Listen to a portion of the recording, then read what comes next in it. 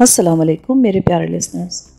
کہانی شروع کرنے سے پہلے میرے فیس بک کے گروپ لبابہ حیدر آفیشیل اور میرے فیس بک پیج لبابہ حیدر کو جوائن کریں۔ میرے پیج اور گروپ کا لنک ڈسکرپشن باکس میں بھی موجود ہے۔ میں آپ کا وہاں انتظار کر رہی ہوں۔ شکریہ۔ میرا گرد و پیش ایک بار پھر سناٹوں سے لبریز ہونے لگا۔ میں نے سگریٹ سلگایا اور صوفے میں دھنس کر بیٹھ گیا۔ مسند اور سروری کی صورتیں میری آنکھوں میں منجمد ہو گئی تھیں۔ وہ حیرت انگیز حد تک ایک دوسرے سے مشابہ تھیں۔ فرق صرف یہ تھا کہ سروری فربہی کی طرف مائل تھی، جبکہ مسند آرا اچھوتی کلی کی طرح سبک اور سبک رفتار تھی۔ مگر میں پھر یہاں چپ رہوں گا۔ اس کے سراپے کو میں کسی کے سامنے بے نقاب نہیں کرنا چاہتا تھا۔ صرف اتنا کہوں گا کہ اس کو دیکھ لینے کے بعد میں کہیں کا نہیں رہا تھا۔ میں ساری رات اس کے تصور سے کھیلتا رہا، اس امید پر جاگتا رہا کہ شاید وہ پھر کسی وقت ادھر آ دھمکے، مگر وہ نہیں آئی۔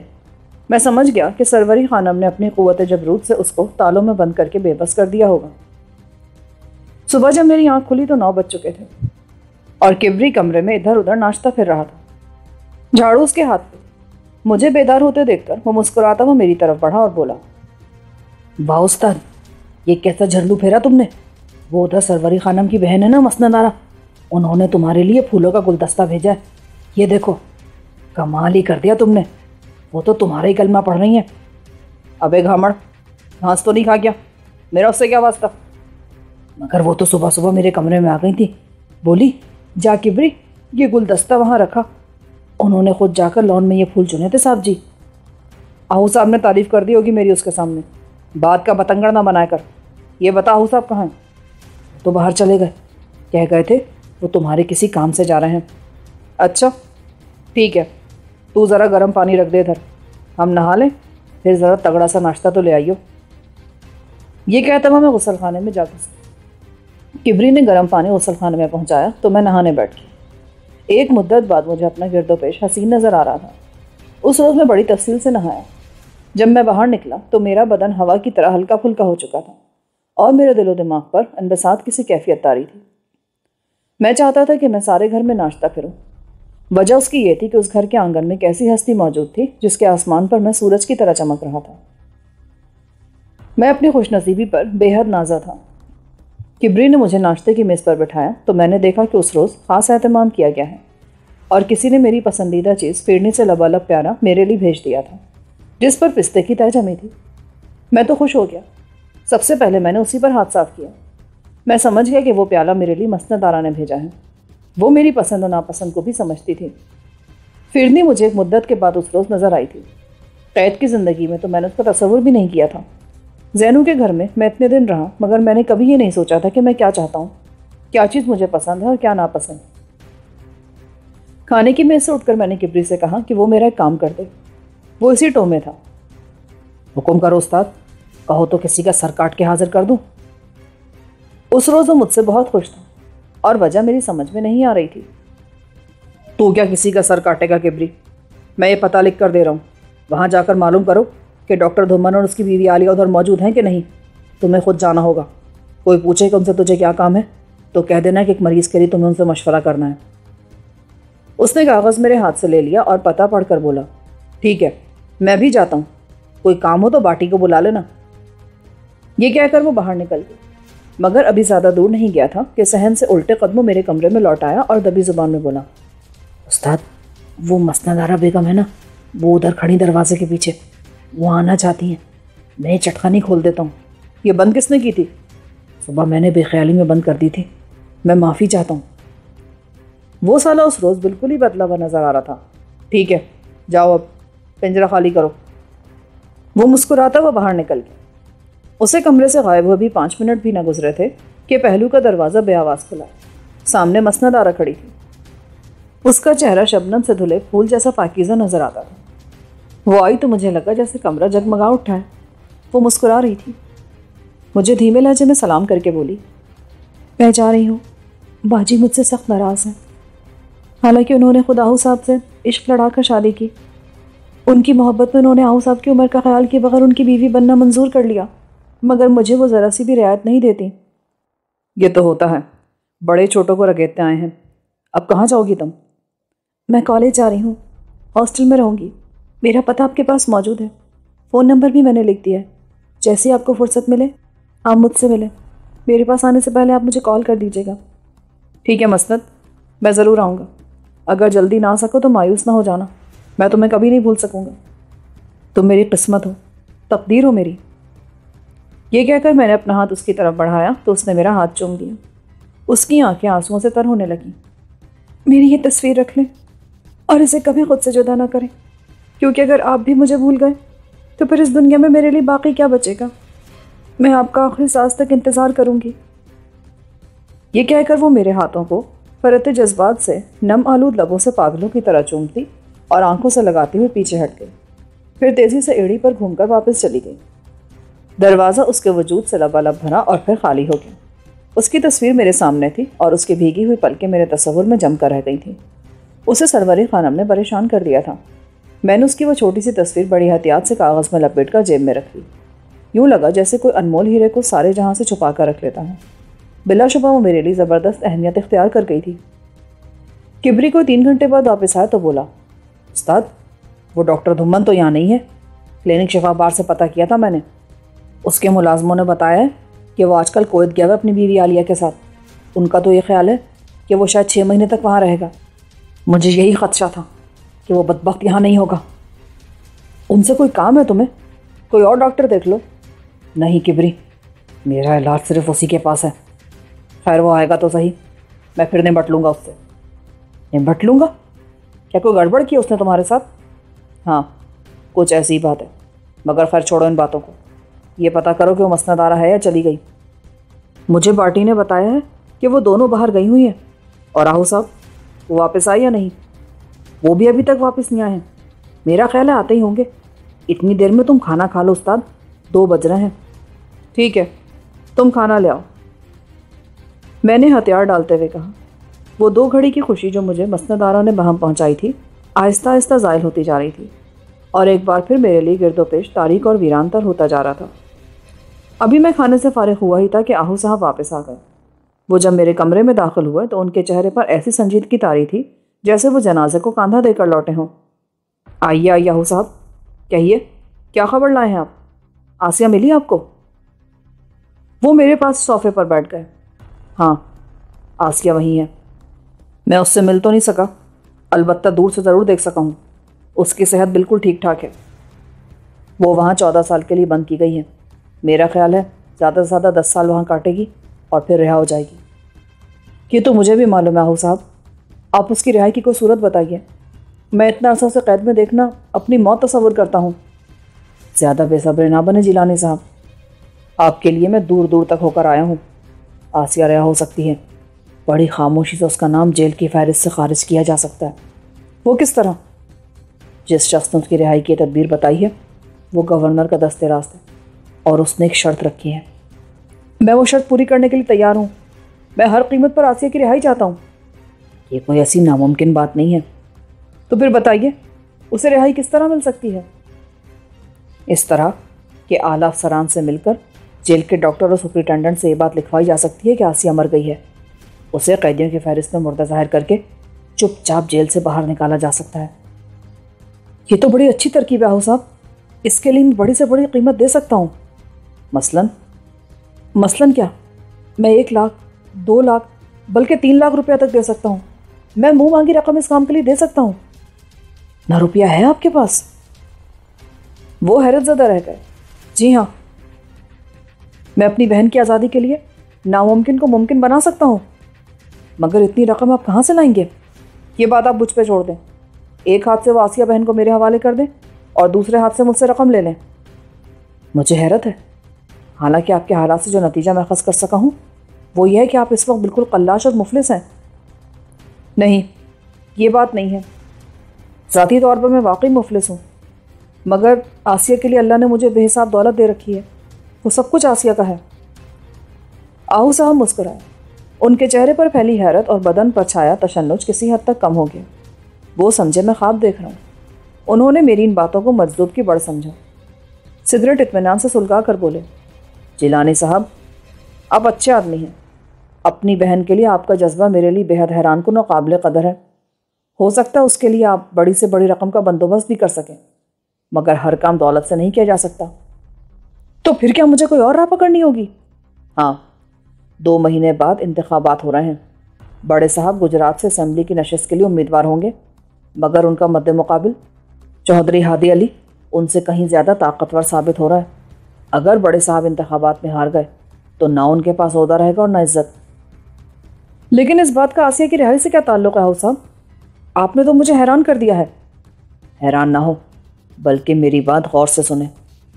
چودھری ہادی علی اپنے علاقے کا بہت بارسوخ آدمی تو ہے ہی، مگر وہ ایسا غنڈہ صفت آدمی ہے کہ اس کا اسمبلی کی ممبری کے لیے کھڑا ہونا کسی بھی طرح ہم لوگوں کے مفاد میں نہ ہوگا۔ پھر یہ تو بڑی آسان بات ہے، اسے انتخاب لڑنے ہی نہ دیا جائے۔ یہ تو بڑے صاحب کے دائیں ہاتھ کا کھیل ہے۔ نہیں نا، یہ ان کے بس کی بات نہیں ہے۔ ہادی علی دوسری پارٹی کے ٹکٹ پر کھڑا ہو رہا ہے۔ اچھا، پھر ہمیں اس سے کیا لینا دینا؟ اس کی جو مرضی میں آئے وہ کرتا پھرے، ہمارا تو مسئلہ ہی الگ ہے۔ الگ نہیں ہے، بڑے صاحب کے مشیر سے میں مل کر آیا ہوں۔ اگر آپ ان کے کہنے کے مطابق عمل کریں تو آپ کو دوہرا فائدہ ہوگا۔ آپ کو بھی زندوں کی فہرست سے نکال کر مردہ قرار دیا جا سکتا ہے۔ کسی پولیس مقابلے میں مرے ہوئے کسی اور آدمی کی لاش کو آپ کی لاش ثابت کر کے یہ مشہور کر دیا جائے گا کہ غلام جیلانی پولیس سے مقابلے میں مارا گیا۔ وہ غلام جیلانی جو پھانسی کی کوٹری سے بھاگ نکلا تھا اور جس کی گرفتاری پر حکومت نے 50,000 روپے کا انعام مقرر کر رکھا تھا۔ آہو صاحب نے میری آنکھوں پہ آنکھیں ڈال کر نہایت ہی یکبستہ لہجے میں کہا۔ ان کی یہ بات سن کر میں تو سن ہو کر رہ گیا۔ کتنی ہی دیر تک میں پھٹی پھٹی آنکھوں سے انہیں تکتا رہا۔ ان کے لبوں پر طنز بھری مسکراہٹ جمی تھی اور وہ میرے سامنے صوفے میں دھنسے بڑے اطمینان سے سگریٹ کے گہرے گہرے کش لے رہے تھے۔ تو اس کا مطلب یہ کہ آپ مجھے پہچان گئے ہیں؟ ہاں جیلانی صاحب، میں چیزوں کو، چہروں کو، جگہوں کو سطحی نظر سے دیکھنے کا قائل نہیں ہوں۔ میں جانتا تھا کہ وہ آدمی جس کا تعارف مجھ سے اسلم آبی کروا رہا ہے واقعی بہت ہی کوئی پیر کاریگر قسم کا آدمی ہوگا۔ اخبار میں بھی بارہا آپ کی تصویر چھپ چکی ہے، داڑھی کے ساتھ بھی اور داڑھی کے بغیر بھی۔ پولیس کے پاس آپ کا مکمل ریکارڈ موجود ہے۔ میں نے آپ کو جلدی پہچان لیا تھا۔ اخبار کو تو آپ جھٹلا نہیں سکتے، نہ آپ اپنے چہرے کے نقوش بدل سکتے ہیں۔ یہ بات کسی کے لیے بھی ممکن نہیں ہے، خواہ وہ کتنا ہی بڑا بہروپیہ کیوں نہ ہو۔ میں نے مان لیا کہ آپ مجھے پہچان گئے ہیں صاحب، مگر آپ چاہتے کیا ہیں مجھ سے؟ آسیہ کو اگر آپ آزاد کروا دیں تو میں آج آپ کے وسیلے سے خود کو دوبارہ گرفتاری کے لیے پولیس کے سامنے پیش کر سکتا ہوں تاکہ 50,000 روپیہ آپ کو مل جائے۔ ایسی اوچھی باتیں نہ مجھے پسند ہیں نہ آپ کو زیب دیتی ہیں۔ بہتر ہے آپ میرے بارے میں ایسے خیالات دل سے نکال دیں۔ تو پھر میں آپ کی گفتگو سے کیا نتیجہ خاص کروں جناب؟ میں تو آپ کی زد میں ہوں، آپ کے رحم و کرم پر ہوں۔ مجھے آپ سے کچھ نہیں لینا جناب غلام جیلانی صاحب۔ مجھے معلوم ہے آپ کے پاس اس وقت 1 لاکھ روپیہ موجود ہے، مگر مجھے اس سے کوئی غرض نہیں، مجھے کوئی لالچ نہیں ہے۔ میں تو صرف یہ چاہتا ہوں کہ جس طرح بھی ہو سکے آپ کا کام بن جائے، آپ کو بھی آزادی مل جائے اور آسیہ کو بھی۔ مگر وہ طریقہ بھی تو بتائیے جس سے مقصد حاصل ہو سکتا ہے۔ ابھی تک تو آپ کی اس پیچدار گفتگو سے میں کوئی بھی نتیجہ خاص نہیں کر سکا ہوں۔ بڑے صاحب آپ کی مدد کرنے کے لیے تیار ہیں، ان کے لیے کام قطعاً مشکل نہیں، مگر اس کے لیے وہ چاہتے ہیں کہ آپ بھی ان کے کام آئیں۔ تو میں ان کی کیا خدمت کر سکتا ہوں آہو صاحب؟ میں جیل سے بھاگا ہوا مجبور اور بے بس آدمی، آپ کی یہی مجبوری اور گمنامی آپ کے کام آ سکتی ہے۔ آپ اتنا کریں کہ نہایت ہی غیر محسوس طریقے سے چودھری ہادی علی کو قتل کر دیں۔ میرا اوپر کا سانس اوپر اور نیچے کا نیچے رہ گیا۔ وہ مجھ سے میری اور میری بہن کی آزادی کی بہت بڑی قیمت طلب کر رہے تھے۔ آہو صاحب، وہ رئیس شہر، وہ غنڈوں، چوروں اور ڈاکوؤں، گراکٹوں کے پشت پناہ جناب شیردل آہو صاحب، وہ میری حیرت سے محظوظ ہوتے ہوئے اٹھے اور صوفے پر سنبھل کر بیٹھ گئے۔ کیا خیال ہے، یہ سودا مہنگا رہے گا یا سستا رہے گا آپ کو؟ آپ دونوں کی جان چھوٹ سکتی اس عذاب سے، وہ بھی ہمیشہ ہمیشہ کے لیے۔ نہ وہ اتنا طویل عرصہ جیل میں گزار سکتی ہے اور نہ آپ یوں در بدر پھر سکتے ہیں۔ آپ کی نئے سرے سے شناخت کرا دی جائے گی سرکاری کاغذوں میں، اور آسیہ کو کسی بھی اچھے پرانے میں بیاہ دیں گے ہم باعزت طریقے سے۔ میں سوچ میں ڈوبا گمسم بیٹھا، ان کا منہ تکتا رہا۔ بصورت دیگر مجھے مجبوراً آپ کو پولیس کے حوالے کرنا پڑے گا جناب، اور آپ کی بہن پر جیل میں نگرانی اور زیادہ سخت ہو جائے گی، کیونکہ اب یہ راز آپ کے ہاتھ آ چکا ہے کہ صاحب کیا چاہتے ہیں۔ میں پھر بھی چپ رہا۔ مجھے آپ کا فوری اور قطعی جواب درکار ہے جیلانی صاحب۔ اس بات کا فیصلہ بھی اور اسی وقت ہو جانا چاہیے کہ ہمارا آئندہ رویہ ایک دوسرے کے لیے کیا ہوگا۔ نہ میں آپ کا دوست ہوں نہ دشمن، میں تو اس گھڑی صرف وسیلہ ہوں آپ کے اور صاحب کے درمیان، اور بس اب آپ سوچ لیں کہ آپ کو کیا کرنا ہے۔ ہر سودا طے ہو سکتا ہے، آپ کے سر کا بھی اور آپ کی عزت کا بھی۔ آپ کی بہن جیل میں قید ہونے اور اتنی ساری عورتوں کے درمیان رہنے کے باوجود بھی محفوظ نہیں ہے۔ اس پر بھی وہ لوگ بآسانی ہاتھ ڈال سکتے ہیں جو آپ سے سودا طے کرنا چاہتے ہیں۔ انہوں نے اس کام کے لیے مجھے ہی کیوں منتخب کیا ہے؟ میں نے بڑی مریل سے آواز میں پوچھا۔ آہو صاحب نے مجھے زبردست آزمائش میں ڈال دیا تھا۔ اچھا سوال کیا آپ نے، میں بتاتا ہوں اس کی وجہ کیا ہے۔ میں نے صاحب کے مشیر کے سامنے خود ہی آپ کا نام رکھا تھا، کیونکہ مجھے آپ سے دلی ہمدردی ہے۔ آپ کی ذہنی کیفیت کو سمجھتے ہوئے میں یہ محسوس کرتا ہوں کہ یا تو آپ کے سر سے غم و اندوں کا بار اترے یا آپ کا سر اتر جائے۔ ان دو راستوں کے سوا کوئی اور راہ آپ کو راست نہیں آ سکتی۔ آپ ٹھیک کہتے ہیں آہو صاحب، میں تیار ہوں۔ میں ہادی علی کو ٹھکانے لگا دوں گا، میں نے فیصلہ کن انداز میں کہا۔ اب ساری بات میری سمجھ میں آ گئی تھی۔ میرے لیے ان صاحب نے کوئی راستہ کھلا نہ چھوڑا تھا۔ شاباش، مجھے آپ سے اسی جواب کی توقع تھی۔ جس دن آپ ہادی علی کو ٹھکانے لگا دیں گے اسی دن شام کو آپ آسیہ کو یہاں پالیں گے۔ یہ میرا آپ سے وعدہ رہا۔ اگر میں اپنا قول نہ نبھا سکا تو میرا سر آپ کے سامنے حاضر ہوگا۔ وہ تو میں جانتا ہوں کہ ایسی صورت میں مجھے کیا کرنا ہوگا، مگر بہتر یہ ہوگا کہ آپ مجھے اس بات کی کوئی ٹھوس ضمانت دیں۔ کام مکمل ہو جانے پر آپ میری بہن آسیہ کو آزاد کروا کر میرے حوالے کر دیں گے۔ آپ جو ضمانت چاہیں میں دینے کو تیار ہوں۔ وہ بڑے اعتماد سے بولا۔ میں سوچ میں ڈوب گیا۔ میں ان سے کس طرح کی ضمانت طلب کروں؟ یہ بہت ٹیڑھا اور کٹھن سوال تھا۔ مجھے کوئی ایسی رگ چاہیے تھی جسے میں جب بھی دباؤں آہو صاحب کو اپنا دم گھٹتا محسوس ہوں، اور وہ اس بات پر مجبور ہو جائیں کہ میری بہن کو آزاد کروانے کا وعدہ ہر حال میں پورا کریں گے۔ چند لمحے تک میں گہری سوچ میں ڈوبا رہا۔ بتائیے نا، کس قسم کی ضمانت چاہتے ہیں آپ؟ میں وہ آپ کو دینے کے لیے تیار ہوں۔ دیکھیں آہو صاحب، میں آپ کا مہمان ہوں۔ آپ نے میزبانی کے سارے آداب بالا طاق رکھ کر مجھ سے خوفناک سودا طے کر لیا ہے۔ اب میرے اور آپ کے درمیان مروت نام کی کوئی شے باقی نہیں رہی۔ بالکل ٹھیک، صورتحال ایسی ہے، میں لگی لپٹی کا قائل نہیں ہوں۔ یہ کہہ کر وہ تیزی سے دروازے کی طرف لپکے اور دوسرے کمرے میں کھلنے والے اس دروازے کو کھول کر اچھی طرح دیکھنے بھالنے کے بعد واپس اپنی جگہ پر آن بیٹھے۔ ان کو یہ خدشہ تھا کہ کہیں کوئی ان کی باتیں سن نہ رہا ہو۔ ہاں تو فرمائیے، میں آپ کو کس قسم کی ضمانت فراہم کروں؟ آپ مجھے اپنے ہاتھ سے ایک ایسی تحریر لکھ دیں جس سے یہ ثابت ہو کہ آپ نے مجھ سے آج 5 لاکھ روپے قرض لیے ہیں، اور یہ رقم آپ آج سے ٹھیک 6 ماہ بعد مجھے 1 لاکھ روپے منافع کے ساتھ لوٹا دیں گے۔ مجھے کوئی اعتراض نہیں، میں بھی یہ تحریر لکھ دیتا ہوں۔ اس کے علاوہ آپ یہ بھی لکھ کر دیں مجھے کہ اگر آپ نے میری بہن آسیہ کے سلسلے میں جو وعدہ کیا ہے وہ پورا نہ کیا تو آپ کی بیوی سروری کو طلاق ہو جائے گی۔ ارے نہیں بھائی، ایسی کمینی حرکت مت کرو، اس سے میری عزت نفس مجروح ہوتی ہے۔ یہ نہیں ہو سکے گا۔ جی نہیں، مجھے اصرار ہے اس بات پر۔ آپ کی عزت جب تک اس سلسلے میں خطرے سے دوچار نہیں ہوگی مجھے اطمینان نہیں ہوگا۔ آپ کو ڈرنا نہیں چاہیے، کیونکہ آپ تو اپنے وعدے پر کاربند رہیں گے نا۔ وہ ذرا دیر کے لیے غوطے لگا گئے، پھر جب ابھرے تو بولے، ٹھیک ہے، میں یہ بھی لکھ دوں گا، کوئی بات نہیں، مجھے یقین ہے کہ اس کی نوبت ہی نہیں آئے گی۔ تو پھر اٹھیے اور بسم اللہ کیجیے، اپنا رائٹنگ پیڈ لے کر آئیے، یہ سب کچھ آپ کے پیڈ پر ہی تحریر ہوگا۔ ٹھیک ہے، منظور ہے مجھے۔ یہ کہہ کر وہ اٹھے اور صحن میں نکل گئے۔ کچھ ہی دیر بعد جب وہ واپس لوٹے تو ان کے ہاتھ میں کاغذ قلم موجود تھا۔ انہوں نے نہایت صدقہ دل سے مجھے دونوں تحریریں لکھ کر دیں اور ان پر اپنے دستخط کر دیے۔ دونوں وعدے انہوں نے الگ الگ کاغذوں پر لکھے اور پھر بڑی فراغ دلی سے وہ کاغذ میری طرف بڑھاتے ہوئے بولے، لے جیلانی صاحب، ہم نے اپنے سارے جہان سے زیادہ چہیتی بیگم پر گالی چڑھا لی ہے۔ انشاءاللہ آپ ہمیں اپنے وعدوں میں پختہ پائیں گے۔ ٹھیک ہے آہو صاحب، اب میں بھی جم کر اطمینان سے کام کر سکوں گا۔ اب آپ مجھے اس آدمی کا حدود اربہ بتائیے۔ اس کا حدود اربہ مختصر ہے، وہ کوٹ اکبر کا رہنے والا ہے۔ یہ گاؤں گجرات سے 40 میل دور ہے، کنجا سے آگے۔ وہاں ہادی علی کی زمین ہے، اچھی تگڑی زمینداری ہے اس کی، اور مسلح باڈی گارڈ پال رکھے ہیں اس نے۔ اب یہ آپ کی ہمت ہے، دانائی ہے کہ آپ اس کام کو کس طرح سر انجام دیتے ہیں۔ آپ کو ہر حال میں اپنی جان بچانا ہوگی۔ اگر خدا نہ خواستہ اس کام میں آپ پر کوئی آفت آئی تو آپ کو ہم ہر قیمت پر بچا لیں گے۔ آپ کو یہ کام اس طرح کرنا ہوگا کہ آپ کا اس سے یا اس کے محافظوں سے براہ راست ٹکراؤ نہ ہو، کیونکہ سرسے میں آپ تنہا ہوں گے۔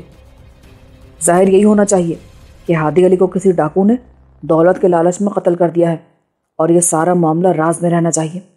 کسی کو کانوں کان خبر نہ ہو کہ میرے اور آپ کے درمیان کیا طے پایا ہے۔ آپ بے فکر رہیں، میں بہت سوچ سمجھ کر قدم آگے بڑھاؤں گا۔ اس کام کے لیے آپ کو زیادہ روپے پیسے کی ضرورت نہیں پڑے گی، پھر بھی یہ لاکھ روپیہ آپ کے پاس ہے، اس میں سے 80,000 آپ میرے پاس رکھ دیں، یہ آپ کی امانت ہوگا۔ 20,000 آپ خرچ کے لیے رکھ لیں، آپ کو واپس آنے پر میں پورے 1 لاکھ روپیہ دوں گا۔ میرا تو خیال تھا یہ روپیہ میں خورشید احمد کو لوٹا دوں گا۔ وہ بھی ہوتا رہے گا، پولیس نے اپنا کام شروع کر دیا ہے۔ آج کے اخبار میں بڑی سنسنی خیز خبریں چھپی ہیں اس ڈاکے کے متعلق۔ اگر اس وقت آپ ایسی احمقانہ حرکت کریں گے تو نقصان اٹھائیں گے۔ بہتر یہ ہوگا کہ اس روپے کو اپنے مصرف میں لائیں۔ وہ خورشید مر نہیں جائے گا اس روپے کے بغیر، بڑی دولت ہے اس کے پاس۔ ابھی وہ یہ بات کہہ ہی رہے تھے کہ مومن مجھے خیال آیا کہ جو کچھ میں نے آہو صاحب سے لکھوا لیا ہے اس کو اگر وہ تسلیم کریں، اس کے پابند رہیں، تو میں ان سے انہی تحریروں کی بنا پر آسیہ کی واپسی کا مطالبہ کر سکتا ہوں۔ مگر کوئی ٹھوس بات تو پھر بھی نہ ہوئی۔ میرے پاس اس بات کا کیا ثبوت ہے کہ آسیہ اس جیل میں موجود ہے بھی کہ نہیں، اور کسی کے دستے راست نے آہو صاحب سے سودا کیا بھی ہے یا نہیں؟ کیا سوچ رہے ہیں آپ؟ میں یہ سوچ رہا ہوں آہو صاحب کہ اس بات کا آپ کے پاس کیا ثبوت ہے کہ وہ جس آدمی کا آپ ذکر کرتے ہیں کام ہو جانے کی صورت میں ہماری مدد بھی کرے گا؟ اس بات کا ذمہ تو میں نے پہلے لے لیا ہے۔ اتنی بڑی رقم دینے کا میں نے آپ سے تحریری وعدہ کر لیا ہے۔ اور کیا چاہتے ہیں آپ؟ اس آدمی کو میں براہ راست آپ سے ملوا تو نہیں سکتا۔ آہو صاحب کی دلیل میں خاصا وزن تھا، وہ صاف طور پر اپنا پہلو بچا گئے تھے۔ اس کے باوجود میں نے امید کا دامن ہاتھ سے نہ چھوڑا۔ مجھے کہیں دور دل کی گہرائیوں سے صدا سنائی دیتی تھی کہ اگر کسی سے تمہیں آسیہ کے سلسلے میں کوئی مدد مل سکتی ہے تو وہ صرف آہو صاحب ہیں، جو شہر کے رئیس ہیں، جن کی سرکار دربار میں بڑی عزت ہے اور جن کی بات کو کوئی بھی نہیں ٹال سکتا۔ کبری کی اور اسلم آبی کی اور پھر باہر گلی کے لوگوں کی باتیں سن کر میں نے یہی نتیجہ اخذ کیا تھا۔ پھر بھی میں چاہتا تھا کہ آہو صاحب سے اس بارے میں کوئی ٹھوس بات ضرور کہلوا لوں۔ کیا جیل کا سپرنٹینڈنٹ آپ کو جانتا ہے؟ نہیں، بلکہ جیل خانہ جات کے انسپکٹر جنرل سے میری براہ راست یاد اللہ ہے۔ آپ کے گھر میں ٹیلی فون ہے؟ ہاں، اوپر کی منزل میں رکھا ہے ٹیلی فون۔ کیا آپ آئی جی صاحب کی وساطت سے جیل کے سپرنٹینڈنٹ سے کہلوا سکتے ہیں کہ وہ براہ راست فون پر آسیہ سے میری بات کرا دے؟ مگر میرا نام آپ اسے نہیں بتائیں گے، کسی کو بھی نہیں بتائیں گے؟ آہو صاحب نے میری بات سنی تو سوچ میں ڈوب گئے۔ قدرے توقف کے بعد بولے، ٹھیک ہے، میں کوشش کرتا ہوں، میرے خیال میں یہ بات ناممکن نہیں ہے۔ یہ کہہ کر وہ اٹھے اور صحن میں نکل گئے۔ میں نے نیا سگریٹ سلکایا اور آسیہ کی یادوں میں کھو گیا۔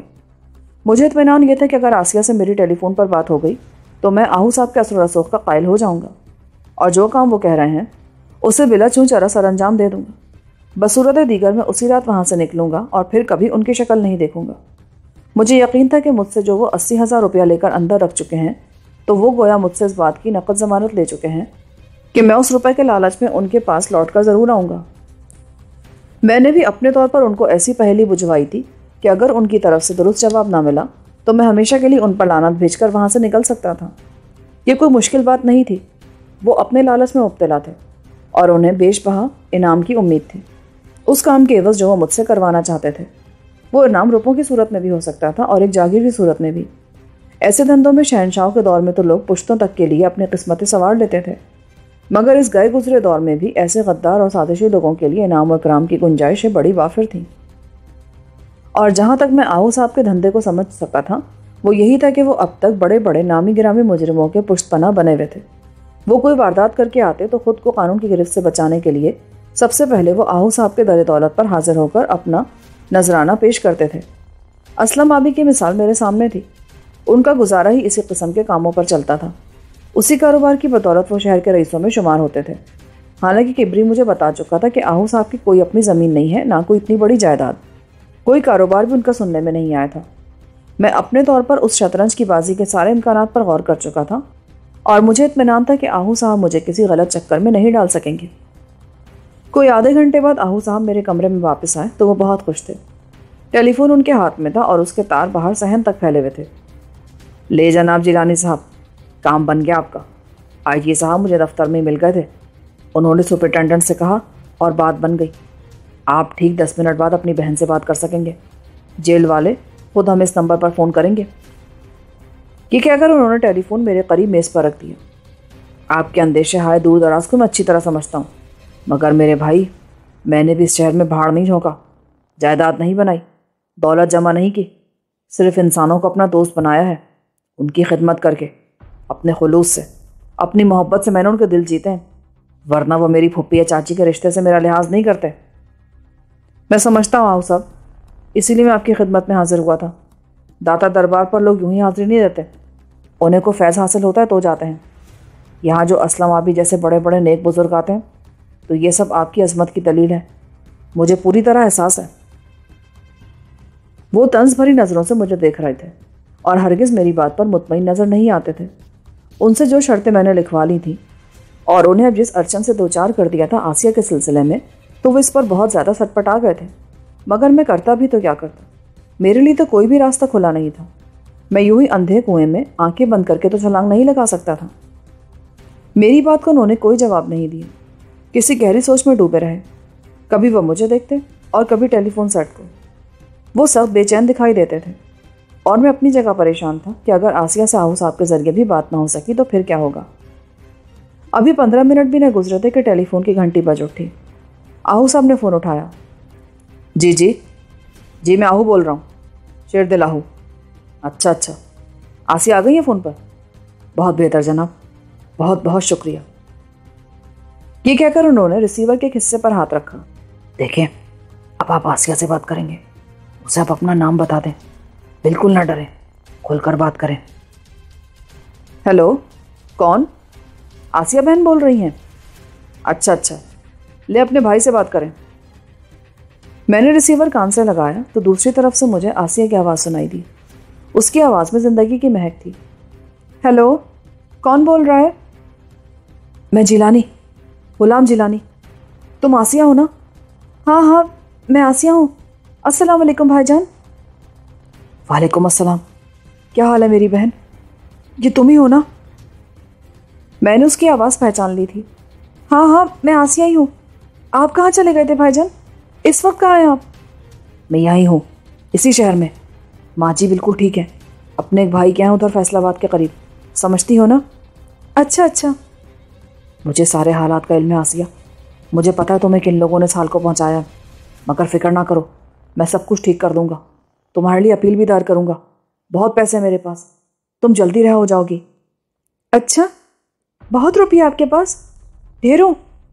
ہاں ڈھیروں، اور دیکھو میں تمہیں کل تمہاری ضرورت کی چیزیں بھی بھجوا دوں گا، میں تمہارے لیے وہاں کسی آرام کی جگہ کا بندوبست بھی کروں گا، گھبرانا نہیں میری بہن، حوصلے سے کام لینا، تمہارا بھائی ابھی زندہ ہے۔